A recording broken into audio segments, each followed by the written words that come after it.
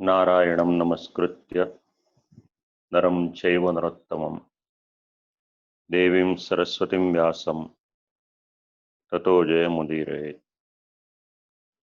कृष्णाय वासुदेवाय हरये परमात्मने प्रणतक्लेशनाशाय गोविंदाय नमो नमः। શ્રીમદ ભાગવત અધ્યયન 9 જુલાઈ 2020 આપણું આજે 47મું સત્ર છે। તૃતીય સ્કંદમાં પ્રથમ અધ્યાય। શ્લોકોને વિશે પ્રસંગોને વિશે વિચારીએ એની પહેલા સર્વપ્રથમ આપ લોકોને સર્વને આજના ઉત્સવ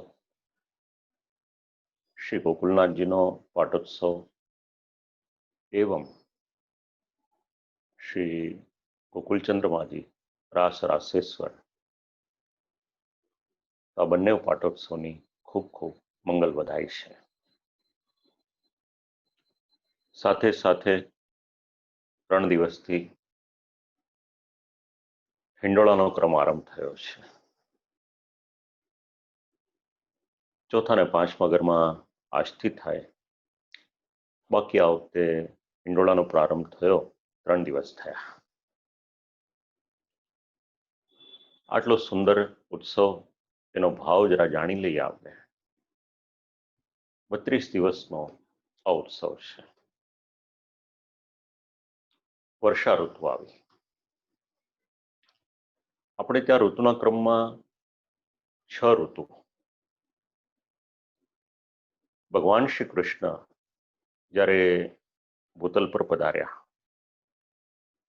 ત્યારે આ 6 ઋતુઓ ભગવત સેવામાં સાક્ષાત રૂપે ઉપસ્થિત થયેલી છે અને ઉપસ્થિત થયેલી આ ઋતુઓ કેવી રીતે વેણુગીત શ્રવણ કરીએ આપણે ત્યાં આગળ શરદ ઋતુ। तो श्रीमद भागवत में श्री वेदव्यासजीए जो ऋतुओं वर्णन कर्યું છે खूब सुंदर एक एक उपमा एवी आपी है कि આપણે વાંચતા રહીએ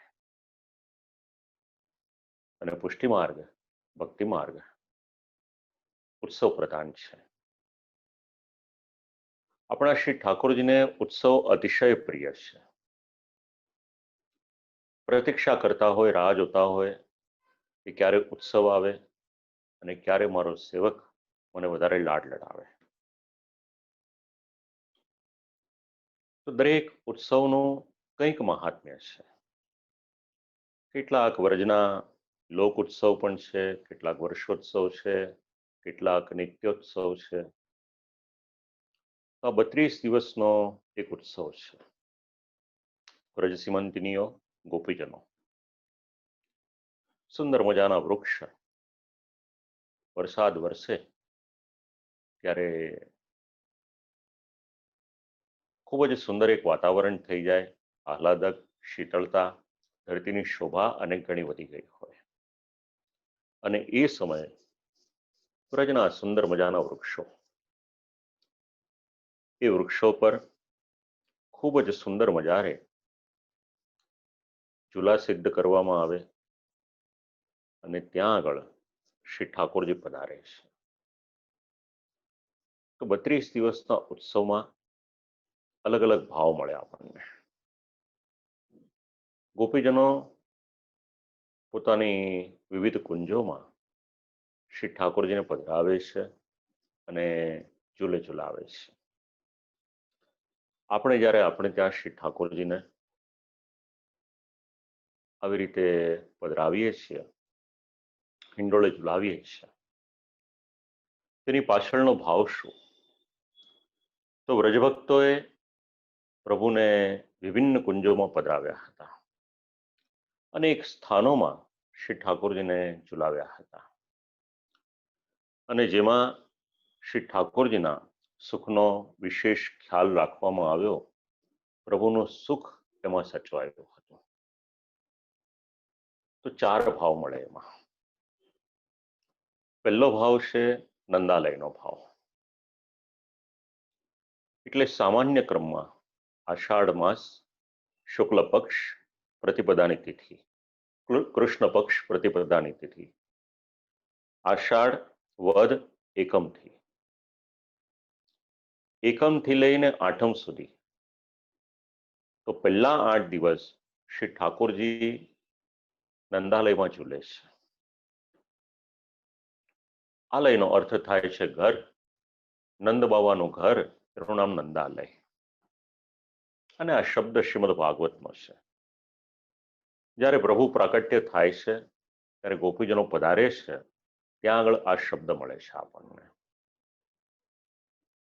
તો પહેલા 8 દિવસ શ્રી ઠાકોરજી જ્યારે હિંડોળામાં પધરાવવાના હોય એની પહેલા આપણે ત્યાં અધિવાસન કરવામાં આવે છે. કેટલાક પ્રસંગો એવા છે, કેટલાક ઉત્સવો એવા છે કે જ્યાં આગળ એ ઉત્સવ અંતર્ગત અધિવાસન કરવામાં આવે છે. એટલે પૂજન થાય, કુમકુમ, અક્ષત, કટોરીમાં મિશ્રીનો ભોગ ધરવામાં આવે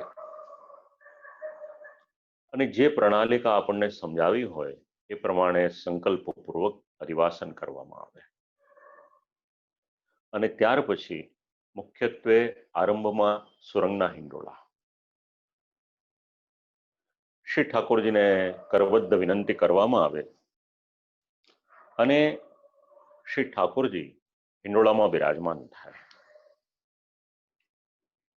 તો સામાન્ય એક ક્રમ આવી રીતનો છે.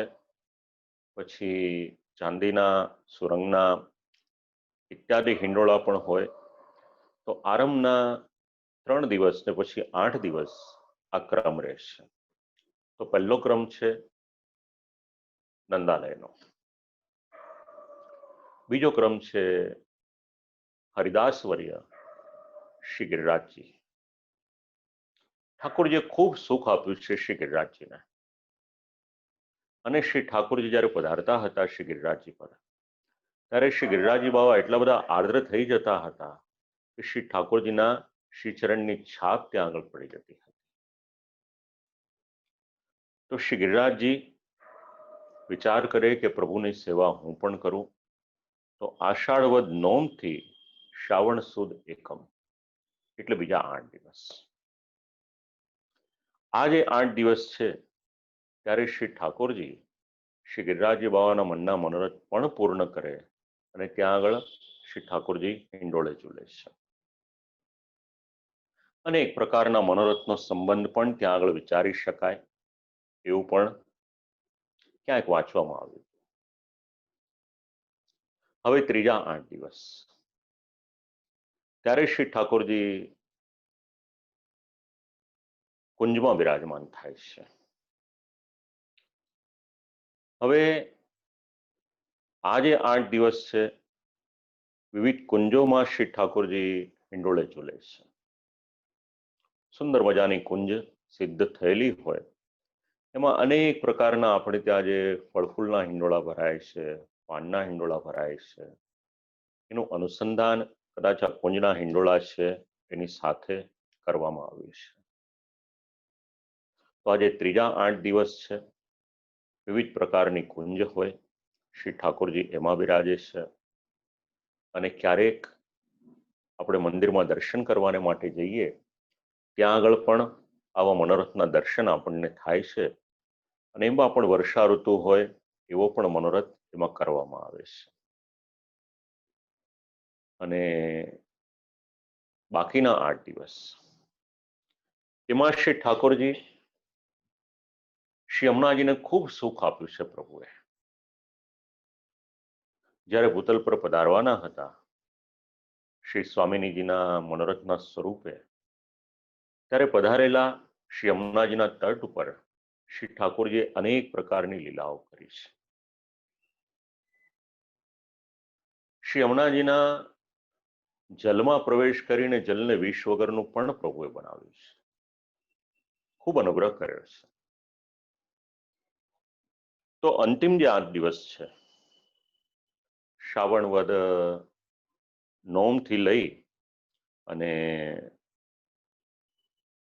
શ્રાવણ સુદ નોમથી લઈ અને વદ બીજ સુધીના આ જે 8 દિવસ છે, ત્યારે શ્રી યમુનાજીના કિનારે શ્રી ઠાકોરજી હિંડોળે ઝૂલતા હોય આવો એક ભાવ આપણને મળે છે. અને એમાં પણ પુષ્પના સુંદર મજાના હિંડોળા સિદ્ધ કરવામાં આવે, સૂકા મેવાના હિંડોળા સિદ્ધ કરવામાં આવે. તો જે પ્રમાણે જેમના મનનો ભાવ હોય,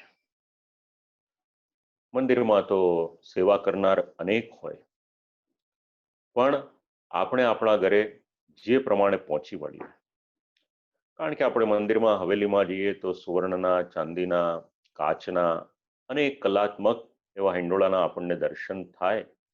તો આપણા ઘરમાં જે પ્રમાણેનો પ્રકાર હોય એ પ્રમાણે આપણે જ્યારે શ્રી ઠાકોરજીને હિંડોળે ઝુલાવીએ છીએ ત્યારે આવી અનેક પ્રકારની જે ભાવનાઓ છે, અને એમાં પણ 8 દિવસના જે 4 વિભાગ સમજાવ્યા છે એનું આપણે ધ્યાન રાખીએ. 2-3 દિવસથી બોલવું હતું, પણ કંઈક ને કંઈક પ્રસંગમાં એટલો સમય લાગી જતો હતો.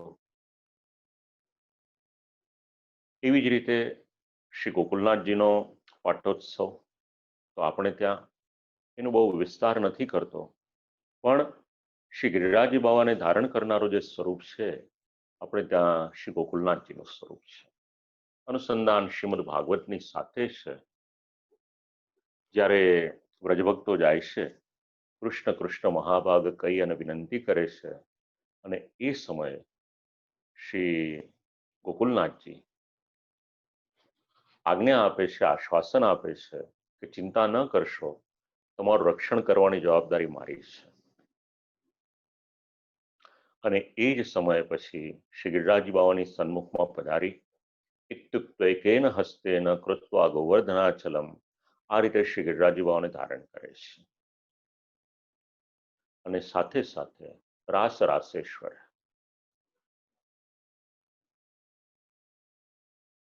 ફલ પ્રકરણ,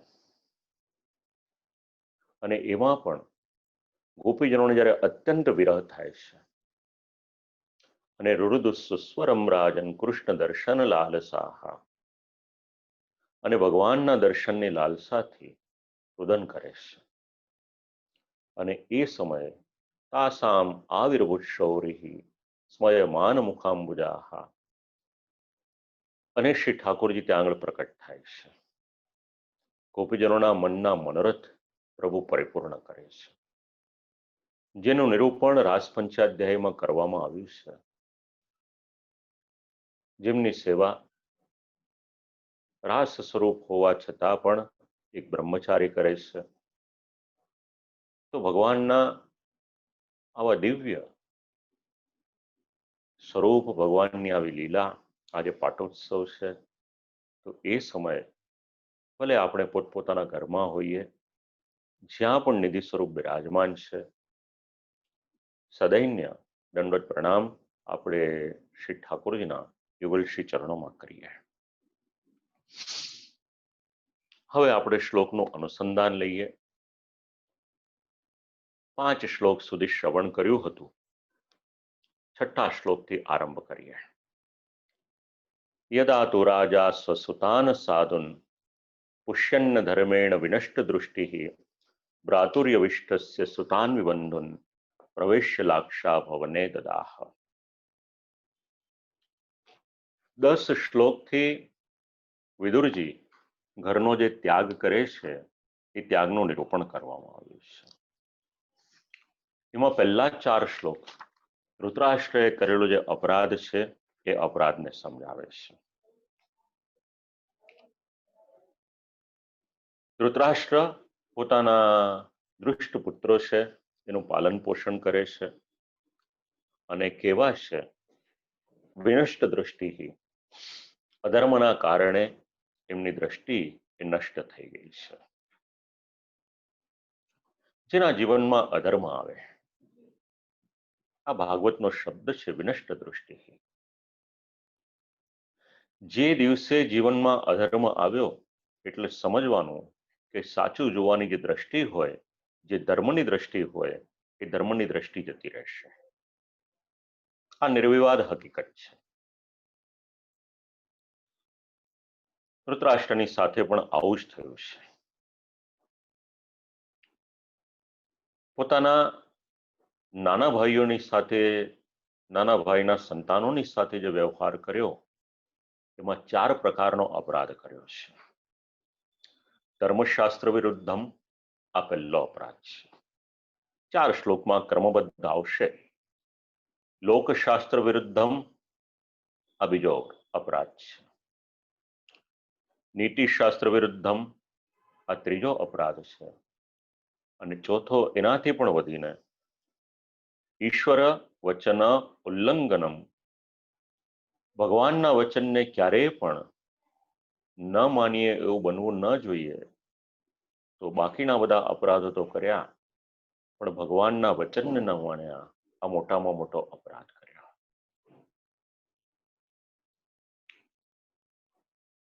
જીવના મોટામાં મોટા અપરાધ કયા?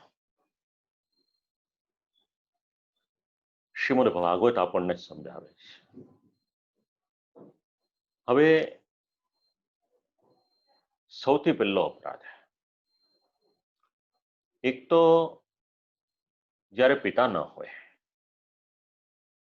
ત્યારે પિતાના સગા ભાઈ એટલે કાકા એ પિતાને સ્થાને આવે. એની જવાબદારી એવી હોય કે મારો મોટો ભાઈ નથી તો પછી આજે આ પરિવારને મારી જરૂર છે, એમના પિતાના સ્થાને હું છું, એમની કાળજી લેવાની જવાબદારી એના ભાઈની છે. તો પાંડુ રાજાનું મૃત્યુ થયું.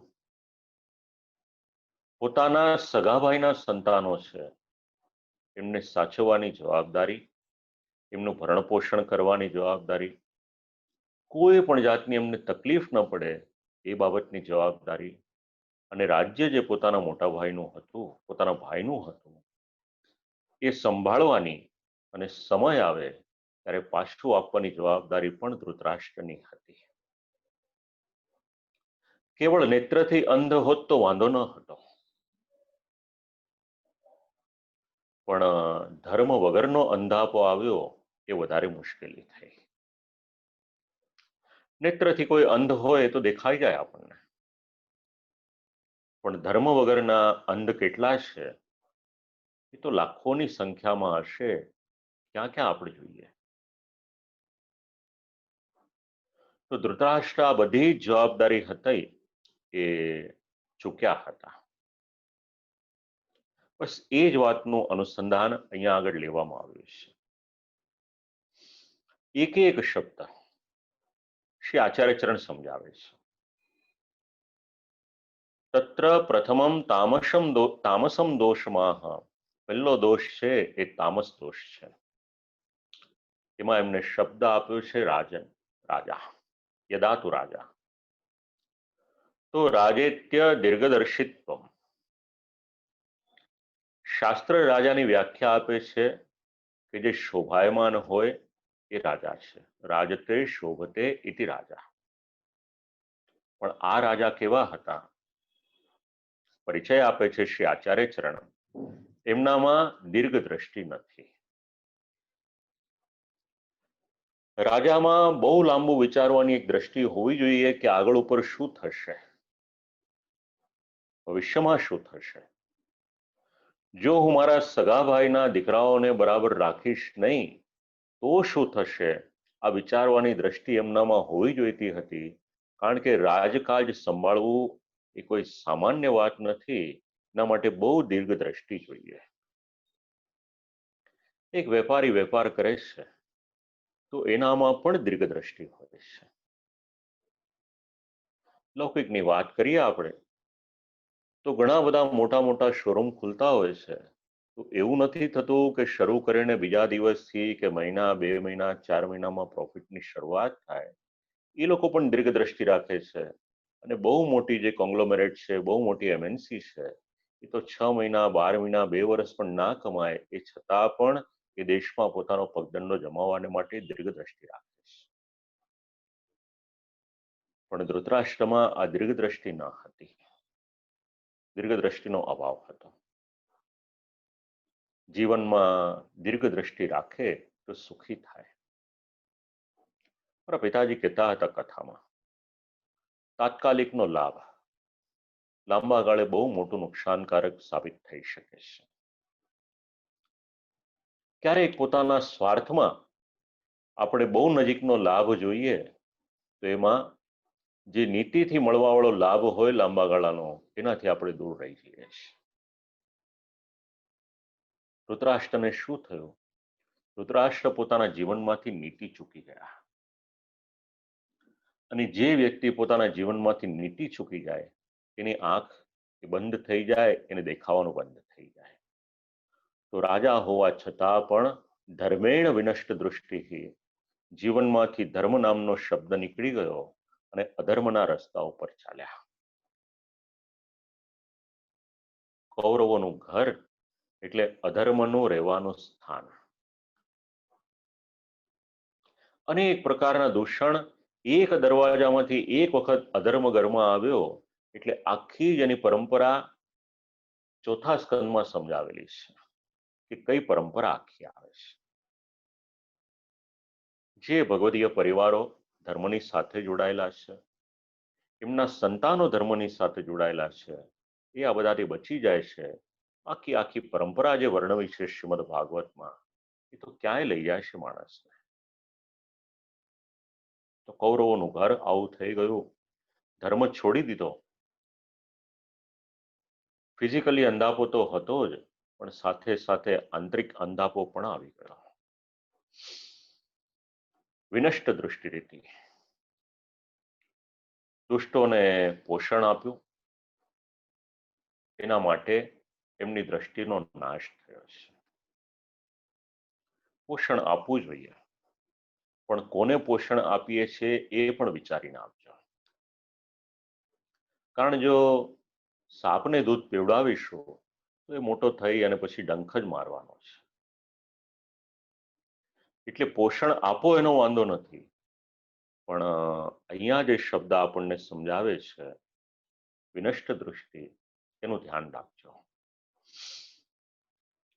દુષ્ટોને પોષણ આપ્યું અને એનાથી આગળ જે પિતા વગરના સંતાનો હતા એમના માટે ધૃતરાષ્ટ્રના મનમાં કોઈ પણ પ્રકારનો દયા આ નામનો શબ્દ ન હતો.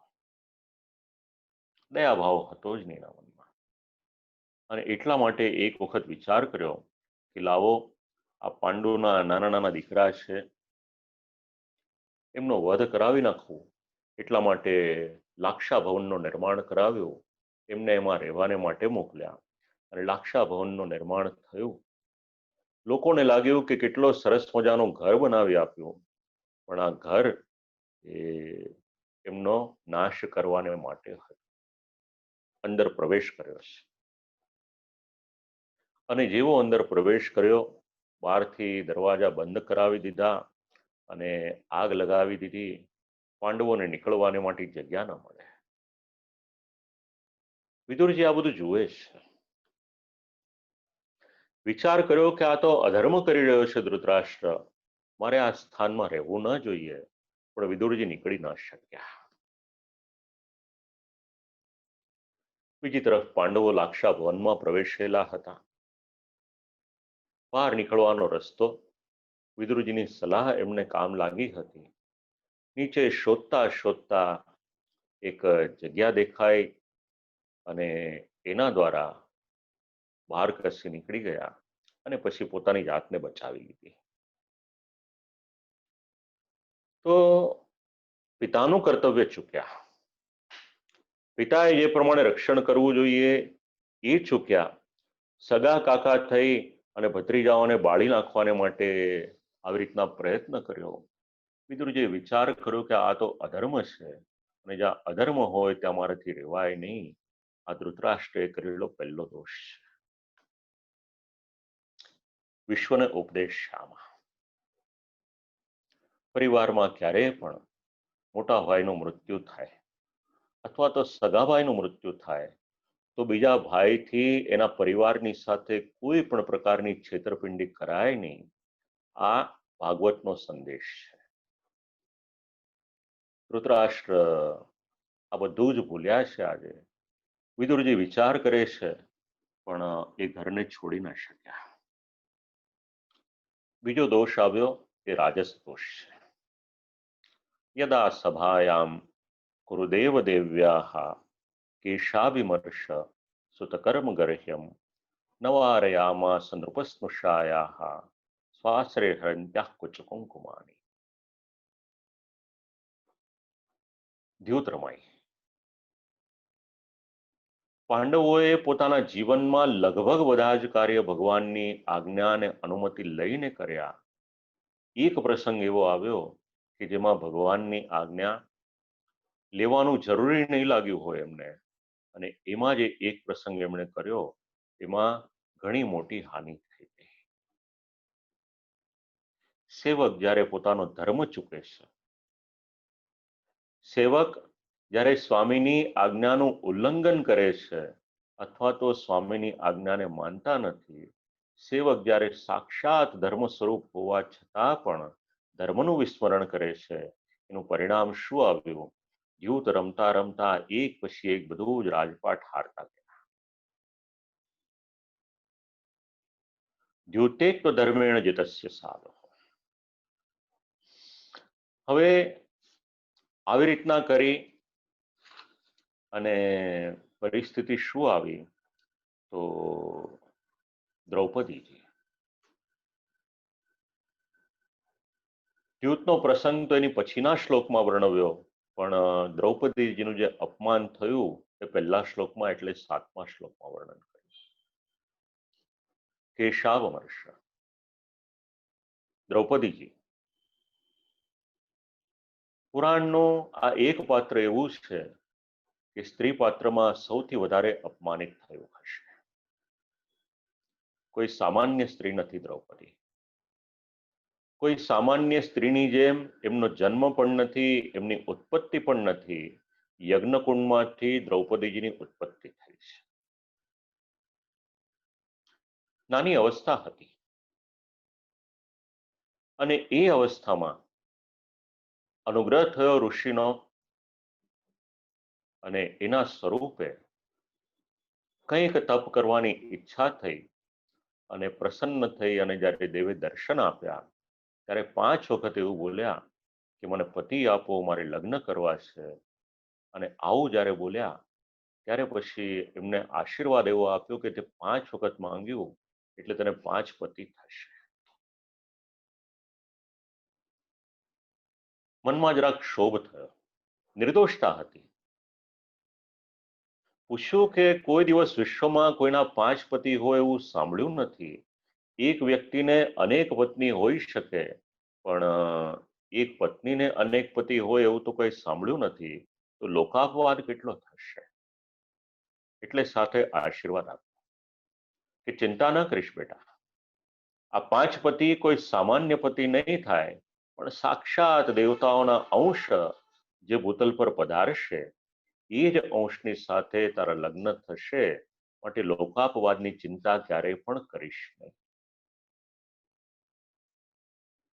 એટલે પાંડવો પણ અલૌકિક છે અને દ્રૌપદીજી પણ અલૌકિક છે.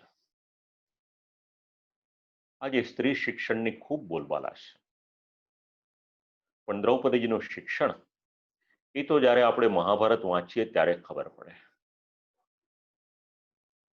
સ્ત્રી કૌશલ્ય કેવું હોય. આજે જ્યારે આપણે મલ્ટીટાસ્કિંગની વાત કરીએ છીએ, ઘરની સ્ત્રી એક સાથે કેટલા બધા કાર્ય સંભાળી શકે એ પણ બધા જના સમય સંભાળીને અને કોઈ પણ કાર્યમાં 19-20 હોય નહીં, બધું જ કાર્ય પરફેક્ટ કરે. આના મૂળિયા મળે છે આપણા ધર્મગ્રંથોમાં. ઘરની જવાબદારી એ બહુ મોટી જવાબદારી છે અને દ્રૌપદીજી કઈ રીતે સંભાળતા હતા, મહાભારતના એક એક પ્રસંગો વાંચીએ ત્યારે ખબર પડે. અને કેવળ ઘર સંભાળી શકતા હતા એવું નહીં, એની સાથે સાથે ચાતુર્ય કેટલું હતું, બુદ્ધિ કેટલી હતી, એ તો જ્યારે વનવાસમાં જાય છે અને સર્વપ્રથમ સંવાદ કરે છે પાંડવોની સાથે સાથે યુધિષ્ઠિર રાજાની સાથે, ત્યારે જે એક એક વચન બોલે છે અને વાણી બોલે છે, એમાંથી ખબર પડે કે દ્રૌપદીજી એમનામાં બુદ્ધિ અને ચાતુર્ય કેટલું. ભણતર કેટલું. બેઉ શબ્દોનો સમન્વય હતો, ભણતર અને ગણતર. ખૂબ વિચક્ષણ, ખૂબ બુદ્ધિશાળી આવા દ્રૌપદીજીનું અપમાન થયું.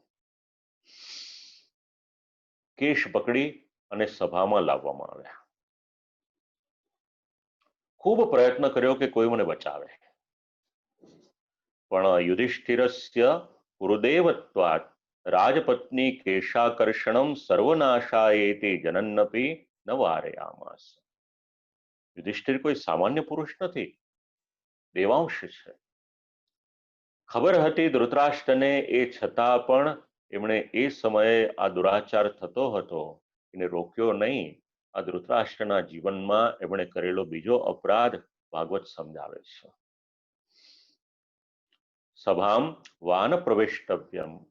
જે સભામાં અનર્થ થતો હોય એ સભામાં પ્રવેશ કરાય નહીં, અને જે સભામાં આપણા ભગવાનની નિંદા થતી હોય એ સભામાં આપણાથી બેસાય નહીં.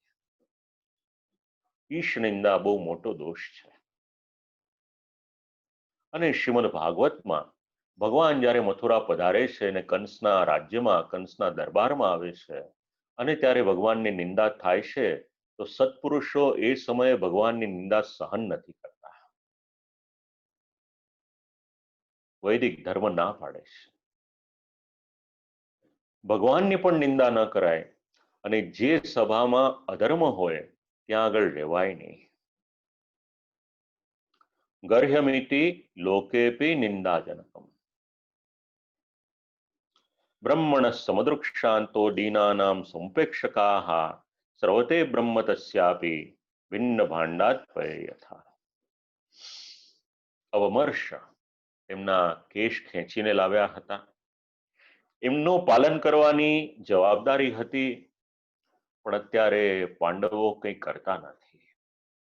એવું નહોતું કે પાંડવોમાં સામર્થ્ય નહોતું.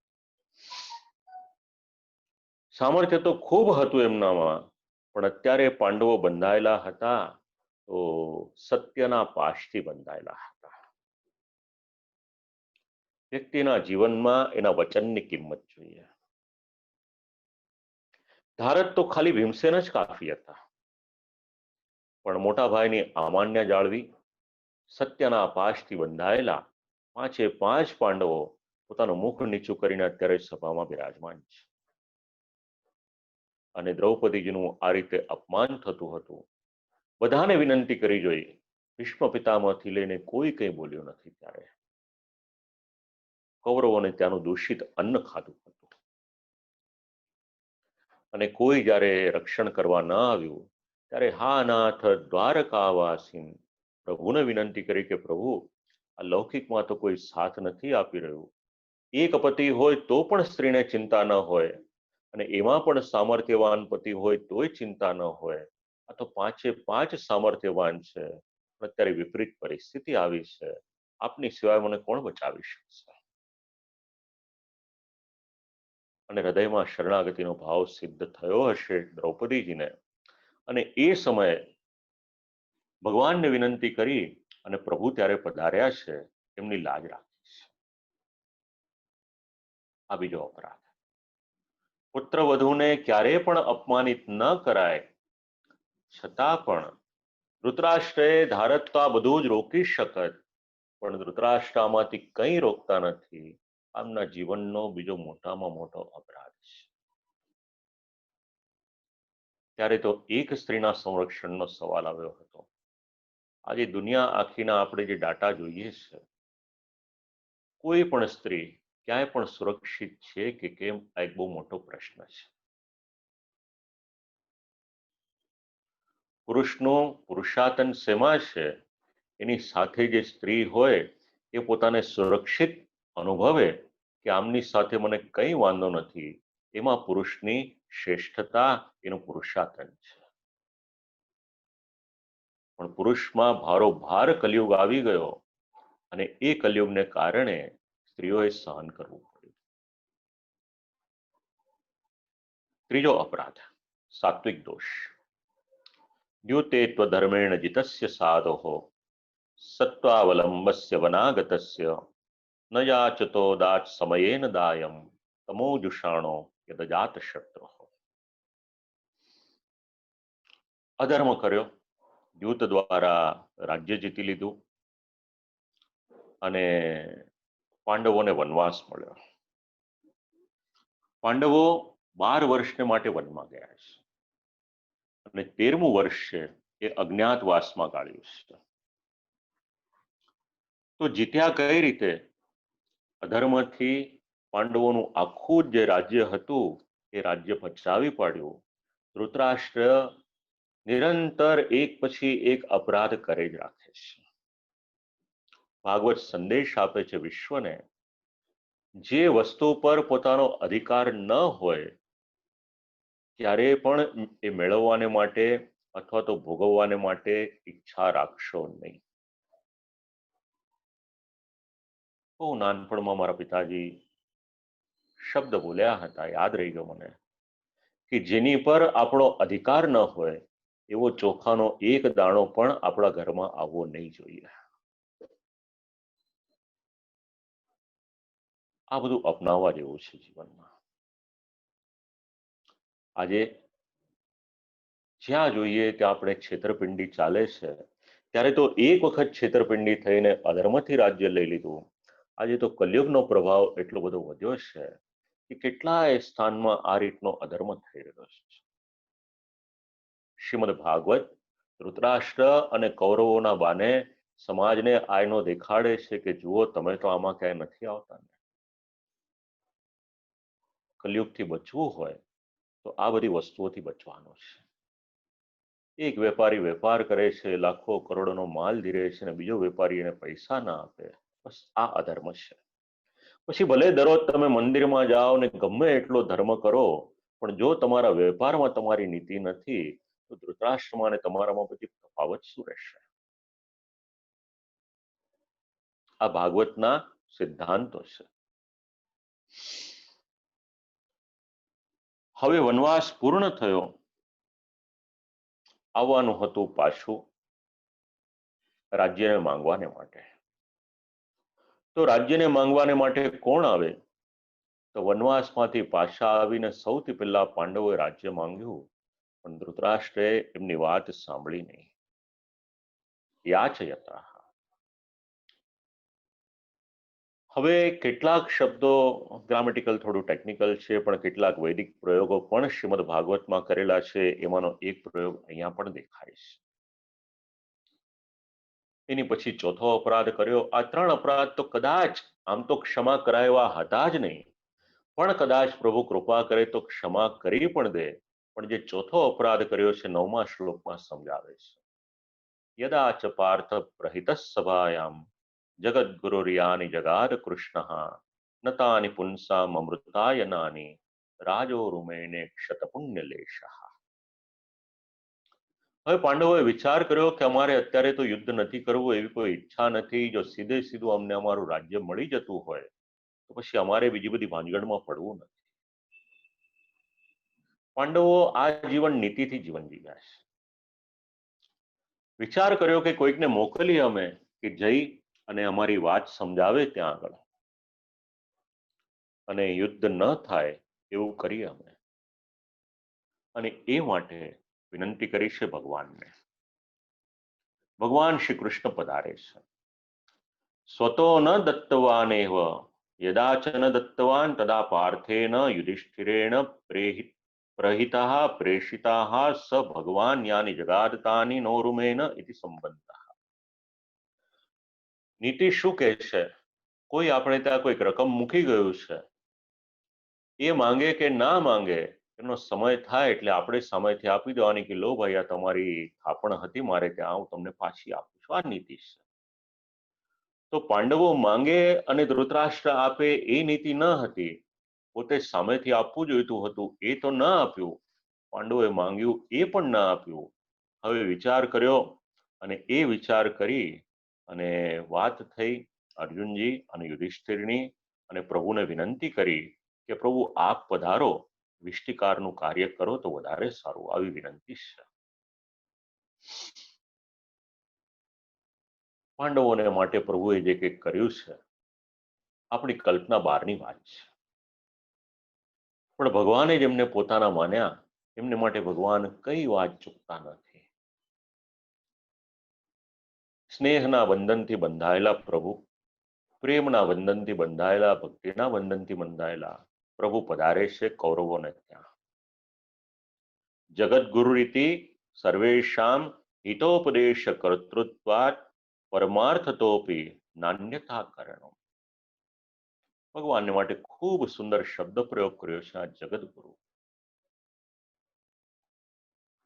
બોલીએ તો છીએ આપણે ગુરુ બ્રહ્મા ગુરુ વિષ્ણુ બોલીએ છીએ, ચિંતા સંતાન હંતારો બોલીએ છીએ, પણ ભગવાન કેવા છે તો જગતના ગુરુ છે. અને જગતના ગુરુ કોણ હોય? શબ્દ આપ્યા છે સર્વેશામ હિતોપદેશ કર્તૃત્વાત. જે પોતાનો સ્વાર્થ ન જુએ પણ સામેવાળાનું કલ્યાણ શેમાં છે, સામેવાળાનું હિત શેમાં છે, આવું વગર જોનાર કોઈ છે વિશ્વમાં એ ભગવાન છે. અને બીજાનું હિત વિચારી ભગવાન એ જ રીતનો ઉપદેશ આપે છે કે મારી વાત સાંભળશો તો મુશ્કેલી નહીં થાય. પણ કલયુગનો જીવ ભગવાનના વચનને સાંભળતો નથી, અને કદાચ સાંભળી લે છે તો સમજવાને માટે પ્રયત્ન કરતો નથી, અને કદાચ સમજી પણ જાય છે તો આચરણ કરવાને માટે પ્રયત્ન કરતો નથી. પરમાર્થ તો નાન્યથા કરણો. ભગવાનના વચન માનવા જોઈતા હતા. કેવા છે ભગવાનના વચન?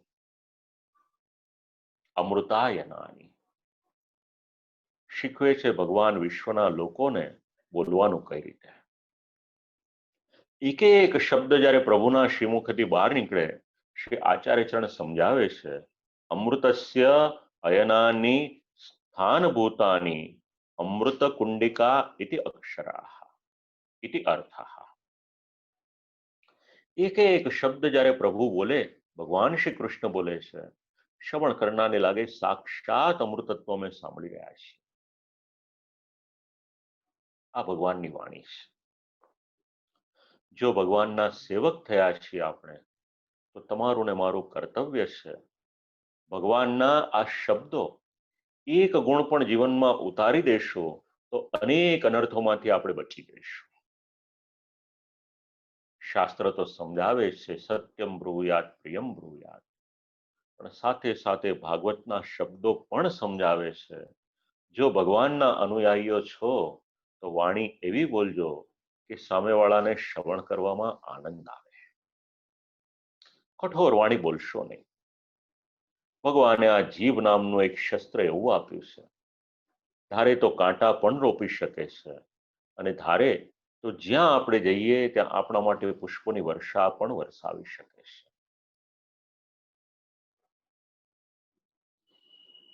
અમૃતાયનાની યથા ક્ષીરસાગરમ મથિત્વા અમૃત કલશ મદ્યુતાવાનેવ એવં સર્વશાસ્ત્રાણી મથિત્વા તાની વાક્યાનુદ્ધૃત્ય વ્યાહૃતવાન ઇતિ અર્થઃ. કેટલી સુંદર સમજણ આપે શ્રી મહાપ્રભુજી. જેવી રીતે સમુદ્ર મંથન કર્યું અને એમાંથી જેવી રીતે અમૃતત્વની ઉત્પત્તિ થઈ, એવી જ રીતે ભગવાન જ્યારે એક એક શબ્દ બોલે છે ત્યારે સર્વ શાસ્ત્રોનો સાર હોય, શાસ્ત્રોના સારરૂપ એના જે ઉત્તમ વીણેલા મોતી હોય એવા એક એક સુંદર મોતી આ વિશ્વને ભગવાન આપે છે કે લો આ શાસ્ત્રના મોતી છે, તમારા જીવનમાં એની માળા પહેરો. આ ભગવાનના વચન છે. અને ભગવાનના વચનને ક્યારેય પણ કોઈ પણ દિવસ ઉલ્લંઘન કરાય નહીં. પણ શબ્દ લખ્યા છે આ ક્ષતપુણ્ય લેશઃ. જેના જીવનમાં પુણ્ય ઓછું થઈ ગયું યા તો સમાપ્ત થઈ ગયું, નાશ પામ્યો હોય, એવા ધૃતરાષ્ટ્ર જીવનમ વિદ્યમાનમપી ગતપ્રાયમ સૂચિતમ પુણ્યાંશસ્ય ગતત્વાદ કેવલમ પાપાંશેન જીવતીતિ ભાવઃ. સમજવા જેવી વાત છે. ખૂબ સાધન સંપત્તિ સમૃદ્ધિ સત્તા હોય એટલે ધર્મપૂર્વકનું સુખ છે એવું માનશો નહીં, એ ભૂલ ના કરશો. ધૃતરાષ્ટ્રની પાસે અગાધ સત્તા છે, ધન ધાન્યના ભંડારો ભરેલા છે, રાજ્ય ભોગવે છે, એ છતાં પણ પરિસ્થિતિ કેવી છે? શતપુણ્ય લેશઃ, જીવનમાં પુણ્ય એ સમાપ્ત થઈ ગયું છે. ક્યારેક આપણા જીવનમાં પણ એવું બને, પૂર્વજન્મના પુણ્યને કારણે અગાધ બધી વસ્તુઓ આપણને મળી જાય, પણ આપણું કર્તવ્ય શું છે? જેમ પૂર્વમાં પુણ્ય કર્યું એમ આ જન્મમાં પણ એ પુણ્યનો પ્રવાહ એ અવિરત ચાલુ રાખજો. સત્કર્મનું કબાટ કાયમ ખુલ્લું રાખજો. જેટલું બને એ સત્કર્મ કરતા જ રહેજો. જેટલા સત્કર્મ કરી શકો, પુષ્ટિ માર્ગમાં છો તો ભગવત સેવા નિરંતર કરો. અને એનાથી પણ આગળ કદાચ બીજા કોઈક માર્ગમાં આપનો પ્રવેશ હોય, બીજી કોઈ રીતની રુચિ હોય, તો જે પણ વૈદિક શાસ્ત્ર આપણને આજ્ઞા આપે છે, ક્યારેય પણ સત્કર્મમાં પાછી પાની કરશો નહીં. કેટલા સુંદર એક સિદ્ધાંતો સમજાવે છે શ્રીમદ ભાગવત. કશું જ વિચારેલું નથી આમાં. આ તો જે શબ્દો અને એની કારિકાઓ છે, આ તો ભગવાન બધું સુજાડે. શતપુણ્ય લેશઃ. જે પરિસ્થિતિ ધૃતરાષ્ટ્રની થઈ, આપણા જીવનમાં ક્યારેય પણ આવું ન થાય એ વાત ધ્યાન રાખજો. ધૃતરાષ્ટ્રનું શું થયું? પુણ્યનો નાશ, એટલે માત્ર અને માત્ર પાપના અંશને કારણે આ ધૃતરાષ્ટ્ર અત્યારે જીવી રહ્યા છે. ધૃતરાષ્ટ્રના જીવનમાં કરેલા આ 4 દોષ છે. વિચાર કર્યો હવે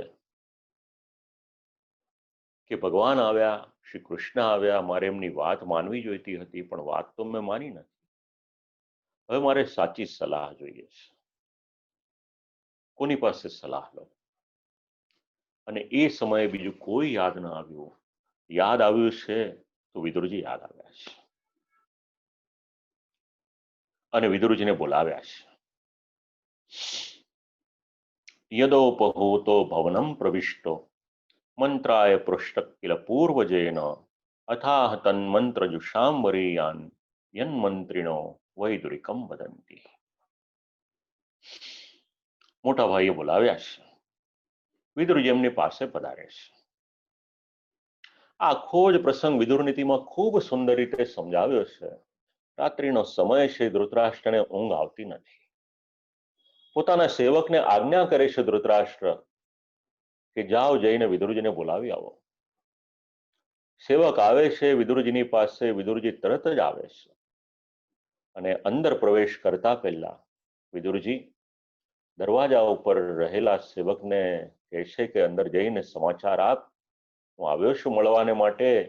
તો હા પડે તો હું અંદર આવીશ. આજે જેને આપણે એટિકેટ કહીએ છીએ, એટીટ્યુડ કહીએ છીએ, જેને કર્ટસી કહીએ છીએ, જેને શિષ્ટાચાર કહીએ છીએ, કોઈની કેબિનમાં કે કોઈકના ઘરમાં અંદર જતા પહેલા આપણે દરવાજો ખખડાવીએ છીએ. આ મહાભારતનો દરવાજો છે. આ મહાભારતના શિષ્ટાચારનો દરવાજો છે. અને જ્યારે અંદર પ્રવેશ કરે છે ત્યારે પછી ચર્ચા થાય છે. અને ત્યારે વિદુરજી વાત કરે છે કે રાજા, તમને ખબર છે કે રાતના સમયે ઊંઘ કોને ના આવે? જળમૂળથી શરૂઆત કરે છે. બોલાવ્યા છે વિદુરજીને. સંબંધાદિક અનપેક્ષસ્ય. હવે બોલાવ્યા, સાચી સલાહ જોઈએ છે. તો સાચી સલાહ કોણ આપી શકે? તો મંત્રમાં જાણનારાઓમાં ઉત્તમ કોઈક હતા તો વિદુરજી હતા. મંત્ર જુષાંબરિયાન. ખાતરી હતી કે જે પણ મને કહેશે એ સાચી વાત કરશે. અને સાચી વાત કોણ કરી શકે? જેના જીવનમાં ભય ન હોય એ સાચી વાત કરી શકે. કે આ વ્યક્તિ મને આ રીતના તકલીફ આપશે એવું જેના જીવનમાં ન હોય. અને આમ પણ સત્યનો સ્વભાવ કેવો છે? સત્ય કાયમ નિર્ભય હોય છે. અને જેના જીવનમાં નિર્ભયતા હોય છે એ વ્યક્તિ જ સત્યને અનુસરી શકે છે અને પોતાના જીવનમાં સાચું બોલી શકે છે. ભયભીત હોય એ સાચું શું બોલશે? એને તો કોઈનો ડર છે. અને ધૃતરાષ્ટ્રને ખબર હતી કે મને સાચી સલાહ કોઈક આપશે તો કોઈની પણ ચિંતા કર્યા વગર કેવળ વિદુરજી જ સલાહ આપશે. વિદુરેણ પ્રોક્તમ વૈદિર્ઘમિતિ. વિદુરજીએ જે કહ્યું એ જગતભરમાં આમ તો આપણે અનુસંધાન લઈ શકીએ કે વિદુર નીતિ નામથી પ્રસિદ્ધ થયું. 3 શ્લોકમાં સલાહ આપી છે, 11, 12 ને 13. પૂછ્યું કે આ પરિસ્થિતિ આવી છે, શું કરવું જોઈએ મારે? અને એવી જ્યારે પરિસ્થિતિ આવીને પ્રશ્ન પૂછ્યો ત્યારે ખૂબ જ સ્પષ્ટ સલાહકાર કેવો હોવો જોઈએ ભાગવત સમજાવે છે. અવઢવમાં ન રાખે, પર્યાય નહીં, સીધે સીધી એક જ વાત, તમે મને આ પૂછ્યું, આ નિર્ણય છે, કરવું ન કરવું એ તમારા હાથમાં છે.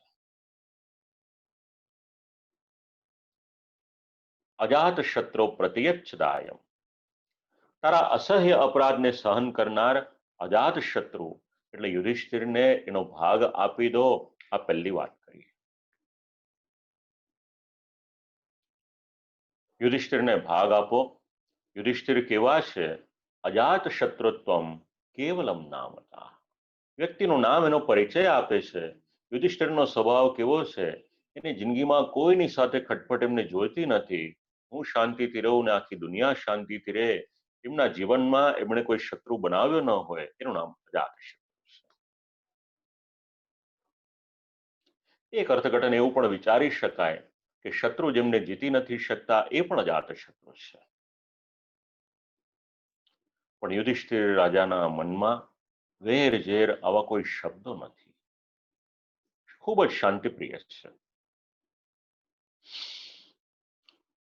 આવા અજાત શત્રુ યુધિષ્ઠિરનો તમે અપરાધ કર્યો છે અને તમે અપરાધ તો કર્યો પણ એની બદલે એમનો ભાગ હજી પણ એમને આપી દો તો સારું છે. અને ધૃતરાષ્ટ્ર, તમે એમ વિચારતા હો કે યુધિષ્ઠિર એકલા છે તો એ ભૂલ કરશો નહીં. સહાનો છો.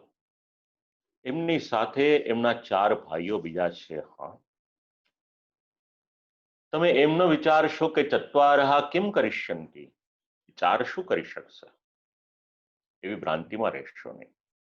તમારા માટે તો 5 પાંડવોની પણ જરૂર નથી. તમારા માટે એક જ કાફી છે. એનું નામ છે ભીમસેન. ભીમસેનને માટે શબ્દ આપ્યો છે વૃકોદરાહી. વૃકોદર શબ્દ પહેલા સ્કંદના 9મા અધ્યાયમાં આપ લોકોને સમજાવ્યો હતો. પાછો એ જ શબ્દ અહીંયા આગળ આવ્યો છે.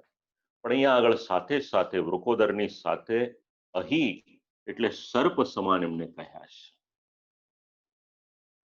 રાજા, તમને કદાચ અજાત શત્રુ યુધિષ્ઠિરનો ભય ન હોય, પણ ભીમસેન જ્યારે ફૂફાડો મારશે ને ત્યારે તમે એમાંથી બચી નહીં શકો. હા, અને આમ પણ એ ગર્જના કરે, યસ્માત ધીમા દેકસ્યાપી કમલમ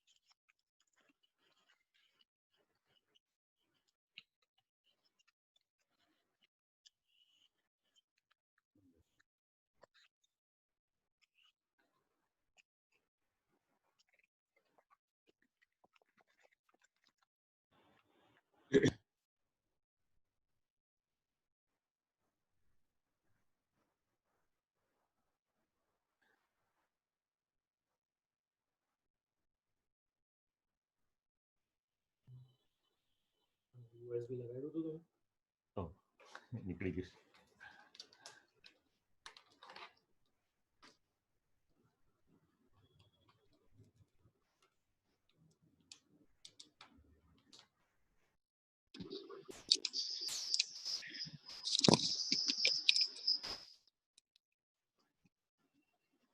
આવે છે અવાજ?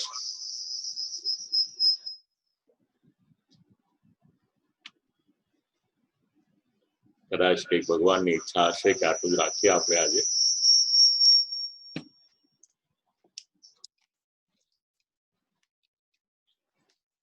જે કંઈક સલાહ આપી તેની ચર્ચા આપણે આગલા સત્રમાં કરીશું. આ ત્રણેય શ્લોક છે, જીવનમાં ઘણા ઉપયોગી છે, પણ કદાચ કંઈક વ્યવધાન આવે તો સમજી જવું કે ભગવાને કંઈક સંકેત કર્યો છે, આપણે અહીંયા જ અટકી જઈએ.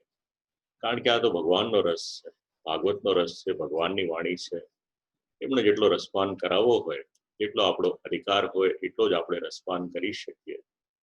તો આજની જે વાણી છે, શ્રી ઠાકોરજીના યુગલ ચરણોમાં દંડોત પ્રણામ કરી અને આપ સર્વને ભગવત સ્મરણ એવું આશીર્વાદ કરી અને અહીંયા આગળ આજની વાણીને વિરામ આપીએ.